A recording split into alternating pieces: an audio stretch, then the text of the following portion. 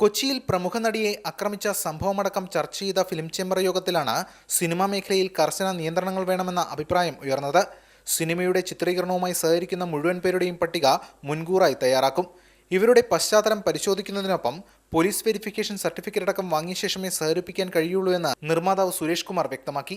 Existing ആയിട്ടുള്ള ഞാൻ ഉൾപ്പെടെയുള്ള ആൾക്കാർ ഇതിവിടെ കൊണ്ടുവരണം. ഈ ടെക്നീഷ്യൻസ് ആയാലും ശരി തന്നെ, അതിൻ്റെ കൂടെ വരുന്ന ആൾക്കാരായാലും ശരി തന്നെ, ഇപ്പം ഈ സെക്യൂരിറ്റിയിൽ വരുന്ന ആൾക്കാർ, ഇവരെയൊക്കെ നമ്മളിനിയും പരിശോധിച്ചല്ലാതെ ഇതിൻ്റെ അകത്ത് വളരെ ടൈറ്റാക്കിക്കൊണ്ട് കാര്യങ്ങൾ മുമ്പോട്ട്. പ്രൊഡ്യൂസേഴ്സ് അസോസിയേഷനിൽ ഒരാൾക്ക് അംഗത്വം നൽകുന്നതിനും മാനദണ്ഡങ്ങൾ ഉണ്ടാകും. സിനിമാ മേഖലയിൽ നിലനിൽക്കുന്ന മാഫിയ സംഘങ്ങളെ അമർച്ച ചെയ്യണമെന്ന് ഫിലിം ചേംബർ യോഗം സർക്കാരിനോട് ആവശ്യപ്പെട്ടു. പഴുതുകൾ ഉപയോഗിച്ച് ക്രിമിനലുകൾ ഈ രംഗത്ത് കയറിക്കൂടുകയാണെന്ന വിമർശനവുമായി പ്രമുഖ സംവിധായകനും തിരക്കഥാകൃത്തുമായ AK സാജനും രംഗത്ത് വന്നു. പഴുതിലൂടെ ക്രിമിനലുകൾക്ക് തീർത്ത് കയറാനൊരു സാഹചര്യം ഉണ്ടായിരുന്നുള്ളതാണ്. അത് നമ്മൾ പടക്കി ചർച്ച വെച്ചത് നമ്മൾ എന്താ വേണ്ടെന്നുള്ളത് അവരും കൂടി തീരുമാനിച്ചുള്ള ഒരു സംവിധാനം ഉണ്ടാക്കും.